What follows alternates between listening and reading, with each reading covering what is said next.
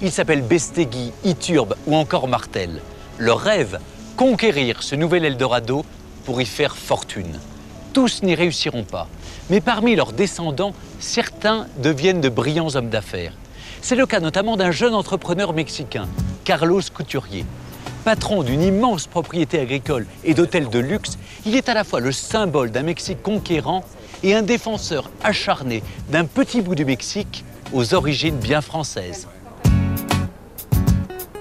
Homme d'affaires et promoteur immobilier à succès, Carlos Couturier est à 45 ans l'un des managers les plus en vue aujourd'hui à Mexico.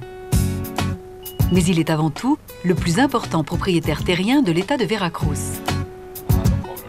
Pour mener cette double vie, Carlos a son pilote et son avion personnel.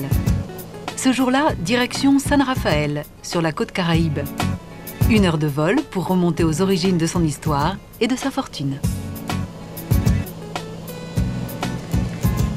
Bienvenue chez moi, un petit morceau de la France, au tropique du Mexique. C'est ici qu'un groupe des émigrés français ont fondé une colonie française il y a plus de 150 ans. Les Français ont ici transformé le paysage pour en faire l'un des vergers du Mexique. Carlos est le représentant de la 4e génération des couturiers. Il règne sur 3500 hectares de plantations, au milieu desquels il s'est fait bâtir pour lui et sa famille un havre de paix. Un domaine de 20 000 mètres carrés au cœur de l'ancien bastion français. Entre 2 rendez-vous, il y retrouve sa femme, Maria Eugenia. Bonjour ma chérie. Tu veux manger quelque chose? Non, j'ai pas le temps, je suis pressé. Attaché à ses origines, Carlos reçoit régulièrement les membres de l'association Racines françaises du Mexique. Ensemble, ils mènent l'enquête sur leur passé commun. C'est mon arrière-grand-père. Connaissiez cette photo?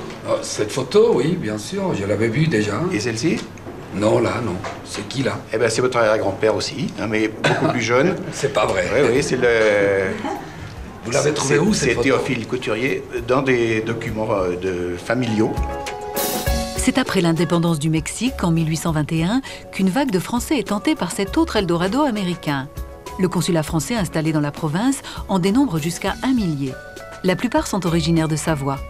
C'est le cas de Théophile, l'arrière-grand-père de Carlos, qui décide en 1890 de fuir les Alpes et la misère. À force de travail, il construit cette propriété, berceau de la dynastie des couturiers. C'est ici que l'histoire de ma famille a commencé. C'est ici que mon arrière-grand-père, en 1890, il a construit cette maison. C'est dans cette maison que je vraiment sens l'esprit français au Mexique, l'exubérance des tropiques du Mexique, mélangée avec l'architecture française et les savoir-vivre et savoir-faire français. Carlos est admiratif de ses aïeux, de ces pionniers de leur temps qui ont su s'adapter à un environnement hostile. Il y avait que des forêts, c'était difficile, des serpents partout, des maladies. Donc c'est une histoire, une aventure assez... avec beaucoup de courage pour y rester et puis y survivre. Donc c'est une histoire de travail, surtout, qui sont transmis aux autres générations. Au moment de la Révolution mexicaine, puis de la guerre 14-18, la plupart des Français font le choix du Mexique et se fondent dans leur nouvelle nation. Dans le petit village de San Rafael, la langue de Molière s'oublie peu à peu. Gardien du patrimoine, Carlos attribue à ses racines françaises son amour pour le terroir. Pointilleux, perfectionniste, il modernise ses plantations. 2000 ouvriers récoltent pour lui chaque année 65 000 tonnes d'agrumes. Et il ne compte pas s'arrêter là.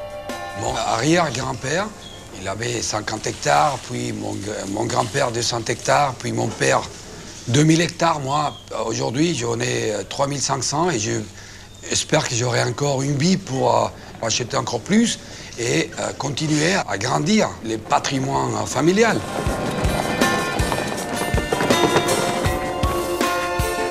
J'adore être ici. C'est mon endroit préféré au monde. Dans la nature comme ça. Comme je voyage tellement maintenant et je passe une partie de mon temps à Mexico et je voyage beaucoup. Quand je suis là, je me sens plutôt en vacances. Je ne sens pas que je travaille. Mais les responsabilités rappellent vite aux affaires le premier employeur de la province.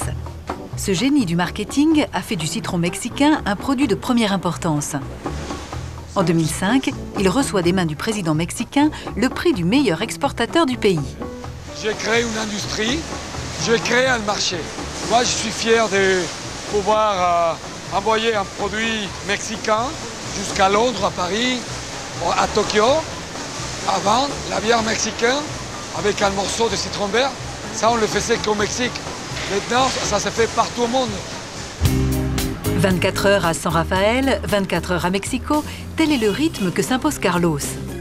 L'homme aux yeux verts et à la voix rocailleuse, l'homme de l'ancien et du nouveau monde, sait tirer profit de sa double appartenance, de sa double culture. Entré par hasard dans le secteur de l'hôtellerie, il crée l'inédit à Mexico. Quand j'ai choisi de faire un hôtel dans ce quartier, Condesa, je me suis rendu compte qu'il y avait une influence française dans l'architecture.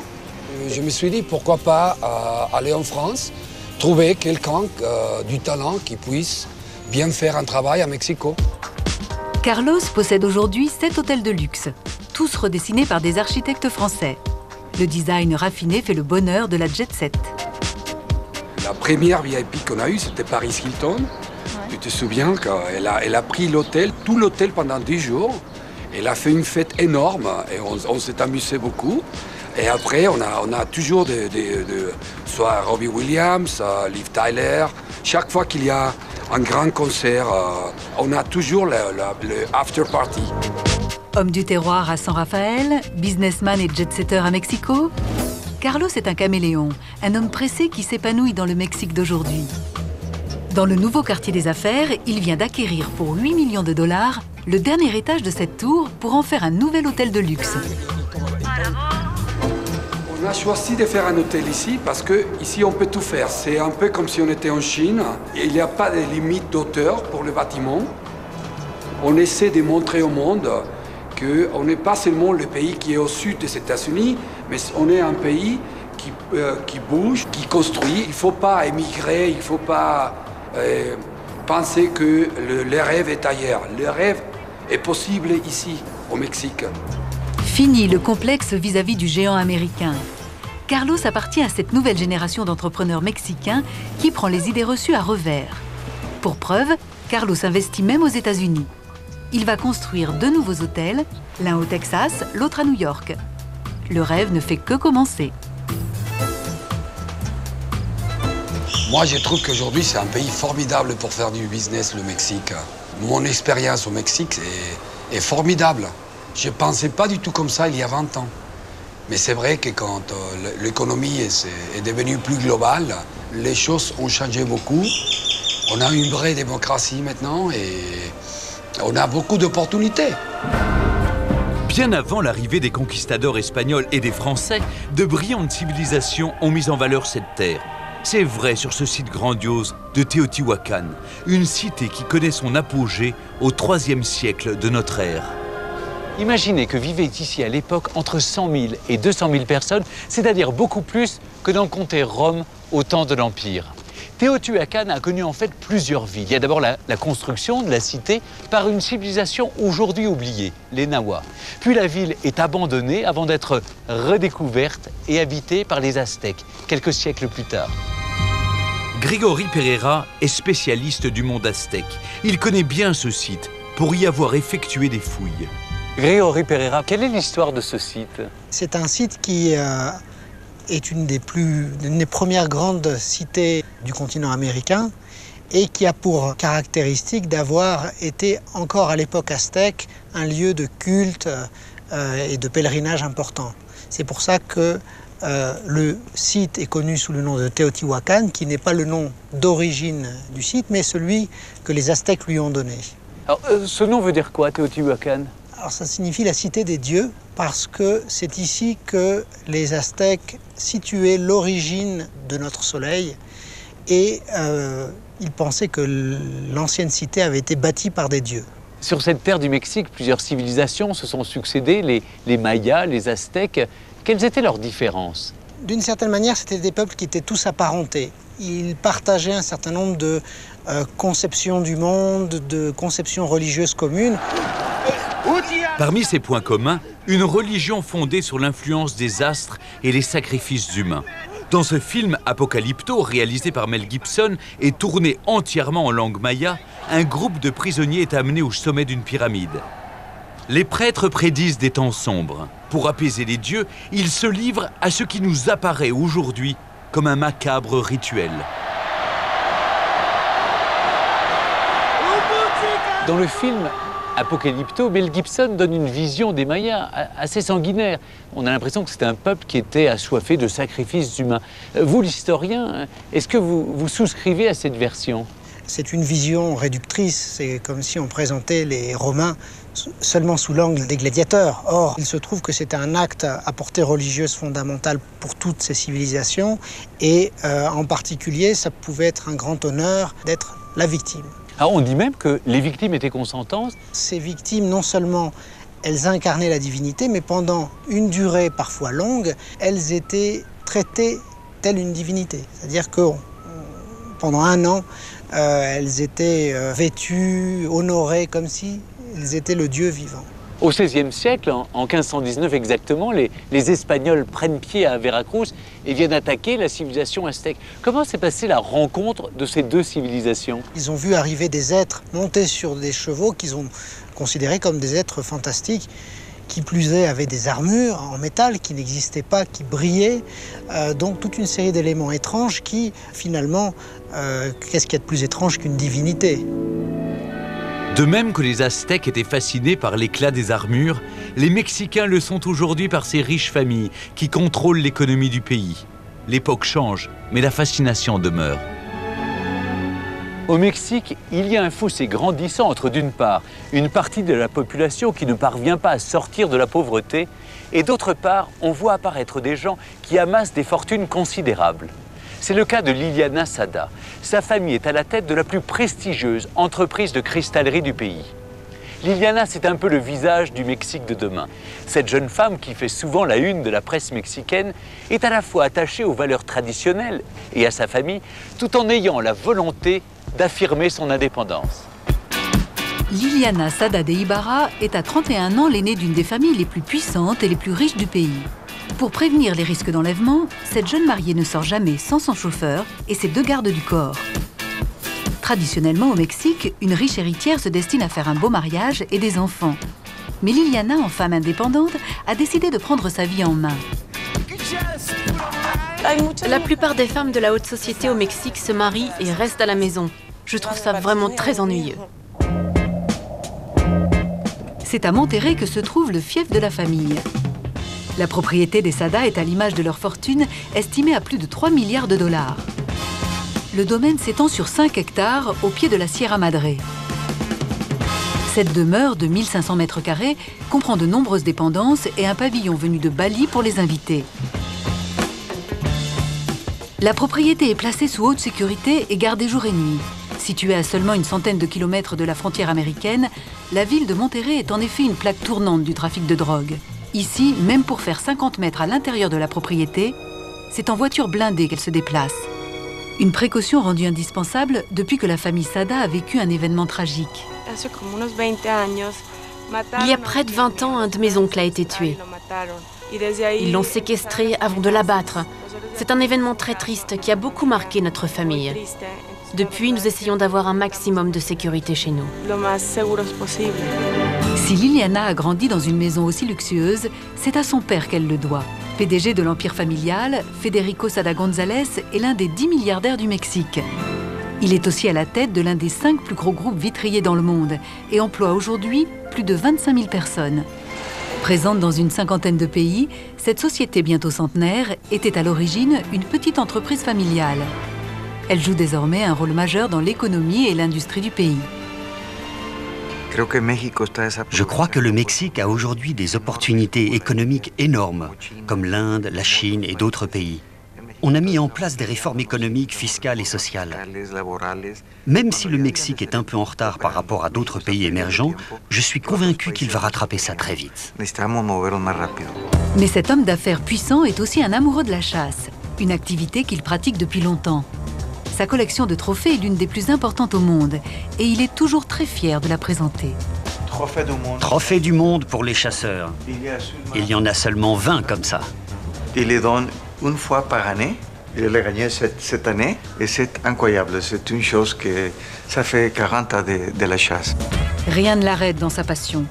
Depuis 40 ans, il parcourt la planète pour chasser les espèces les plus nobles, les plus rares. Et qu'importe si certaines sont en voie de disparition. Dans la maison, il a créé cette pièce baptisée la salle des trophées. Et pourtant, elle ne peut accueillir que le tiers de sa collection. Là, il y a une série de photos de différentes époques. Là, il y a Dominique de Villepin qui est venu à la maison me remettre la Légion d'honneur, ici, à Monterrey. Là, c'est avec le président. Comment il s'appelle déjà? Chirac. Puis là, avec une personne pas très populaire en France, mais c'est un ami, George Bush. Avec Clinton durant une partie de golf, et là, avec le président Bush dans sa maison du Maine. J'ai été président du Conseil mexicain du commerce extérieur. C'est pour ça que j'ai voyagé avec beaucoup de chefs d'État et il s'est créé des amitiés, mais bon, c'est pas très important. Fille d'un homme riche et puissant, ami des grands de ce monde, Liliana, comme les autres membres de la famille, fait souvent la une de la presse mexicaine. Son avenir était tout tracé. Vivre à Monterrey dans le fief familial, travailler avec son père ou se marier et faire des enfants, comme cela se passe habituellement dans les grandes familles. Mais Liliana a du tempérament et une véritable détermination. Elle a décidé d'habiter Mexico, loin de Monterrey, dans un triplex situé dans un quartier chic et branché. Liliana a toujours eu une idée très précise de ce qu'elle voulait faire de sa vie. Je pense que c'est important d'avoir une activité pour être bien dans sa tête. En tous les cas, pour moi, c'est nécessaire. C'est même vital de faire plein de choses. Pour aller de l'avant, Liliana ouvre il y a 3 ans une première boutique de décoration à Mexico, la Maison du Verre et du Cristal. Puis plus récemment, une deuxième à Monterrey. C'est un challenge parce qu'il y a peu de femmes au Mexique, encore aujourd'hui. J'espère que ça va changer très rapidement. Peu de femmes qui travaillent et ça me fait plaisir que Liliana ait décidé d'ouvrir des boutiques. Ça me touche d'autant plus qu'elle travaille dans un domaine que j'aime vraiment, le verre.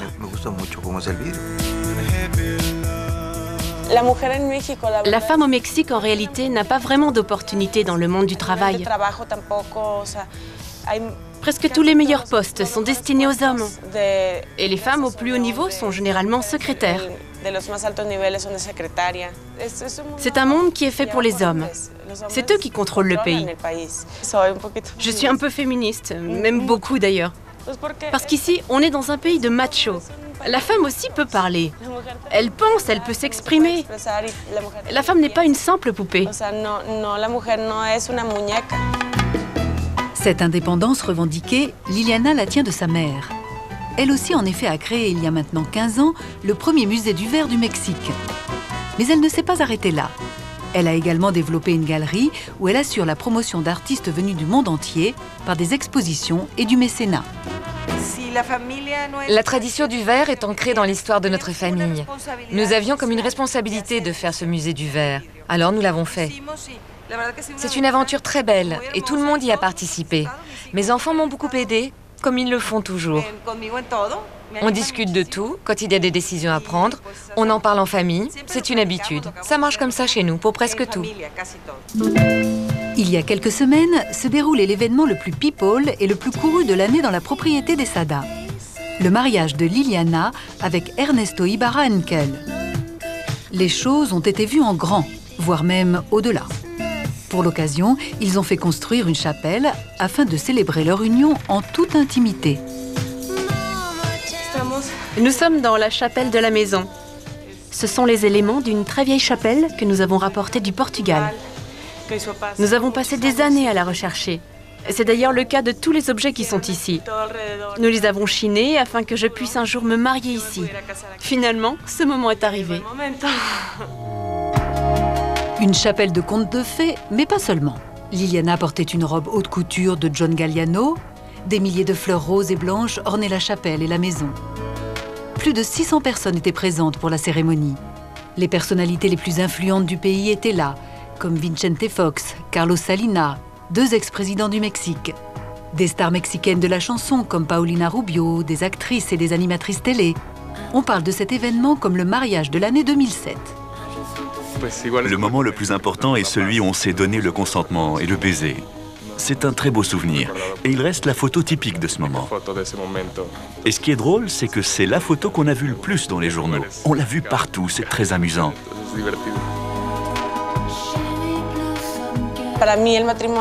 Pour moi, le mariage n'était pas une façon de m'échapper. Je ne me suis pas mariée pour avoir ma propre maison. C'est une décision que j'ai prise à 31 ans, alors que les jeunes filles ici se marient à 20, 21 ans. Les jeunes n'ont pas le temps de vivre. Souvent, ils ne terminent même pas l'université. Ils ne sont pas préparés pour s'occuper d'une famille, ni pour se marier. Le problème, c'est que ça n'inquiète même pas les parents, parce qu'ils les considèrent tout le temps comme des enfants. Ils ne vont jamais grandir. Ils n'apprendront jamais de nouvelles choses. Membre du club très fermé des milliardaires mexicains, la famille possède, comme il se doit, une résidence à Acapulco.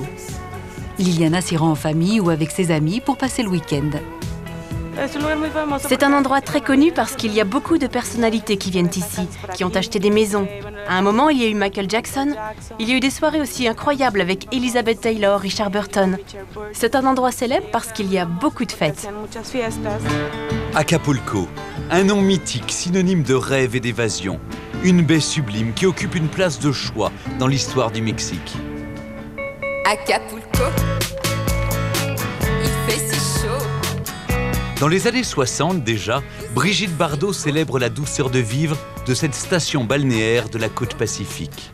Chaque année, de riches visiteurs en mal d'exotisme se pressent dans ces villas et ces plages où souffle un vent de liberté.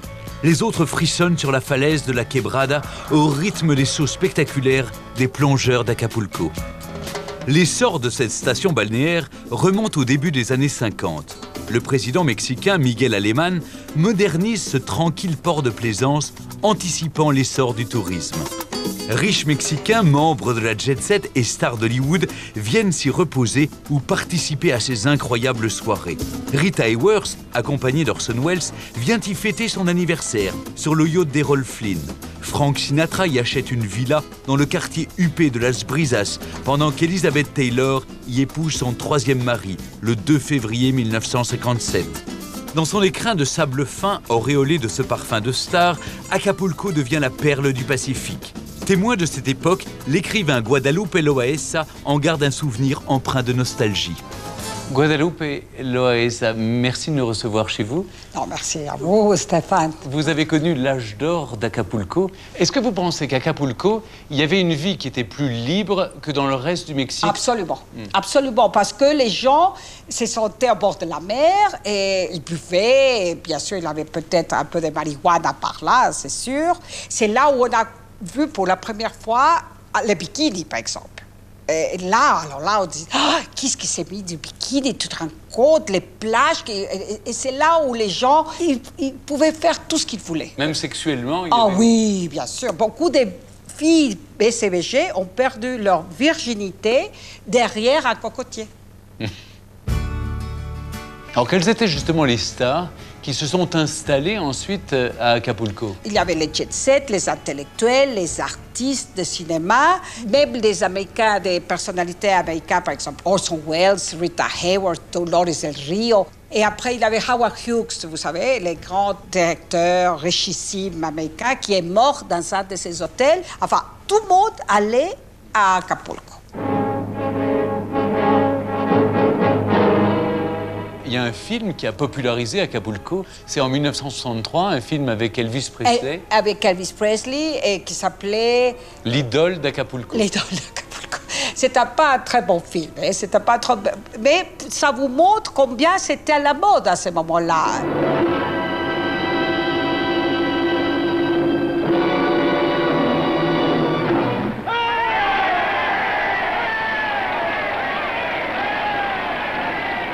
Alors, qu'est-ce qui a fait que Acapulco ait connu ce déclin? Il y a eu la guérilla très importante dans les années 70, avec la drogue, la corruption, les hôtels qui poussent partout, les commerces. Tout ça, ça a changé complètement le visage d'Acapulco. C'est dommage. Pour vous, c'est fini? Acapulco, c'est nostalgique, voilà. C'est pas joli, c'est pas le Mexique. C'est plus Acapulco mexicain. Si ces plages de rêve forment la carte postale du Mexique, pour en comprendre l'âme, il faut se rendre dans ces immenses espaces vierges. Des terres qui ont donné au pays ses plus belles richesses. Des terres où se sont aussi écrites de grandes pages de l'histoire. Nous sommes ici à l'hacienda Santa Ana de Tenango, dans l'état du Morelos. C'est la région du Mexique où l'on en trouve le plus. Ces vastes propriétés agricoles voient le jour au début de la conquête espagnole. Dès le XVIe siècle, les souverains d'Espagne distribuent des terres aux soldats pour favoriser le développement du territoire. Puis de riches colons les rachètent, donnant naissance à de vastes propriétés terriennes qu'on appelle les haciendas. Elles pouvaient alors s'étendre à plusieurs milliers d'hectares et fonctionner en parfaite autarcie, sorte de petit État dans l'État. Jusqu'à la Révolution, au début du XXe siècle, la quasi-totalité des Mexicains travaillent dans ces immenses propriétés agricoles. Cela ressemblait d'ailleurs au système féodal, tel qu'il existait autrefois sur le vieux continent. Chacune des 40 000 haciendas du pays était organisée de façon très hiérarchisée. Au centre, l'église, qui rappelle la mission d'évangélisation des conquistadors, et tout autour, les commerces, le cimetière et même la prison pour les esprits rebelles. Le propriétaire actuel de Santa Ana de Tenango, Pablo Bernal, consacre beaucoup de temps et d'énergie à entretenir la mémoire de ce lieu. Pablo Bernal, merci de nous recevoir dans votre hacienda de Santa Ana de Tenango. Je crois que cette hacienda appartient à votre famille depuis 1750. Il se trouve que votre hacienda était immense. Combien y avait-il d'hectares? Mon ancêtre, monsieur Joseph Antonio Salvide Goitia, il a beaucoup travaillé, il a fait une énorme fortune avec le sucre. Et il avait 68 000 hectares. C'est un département de la France, plutôt.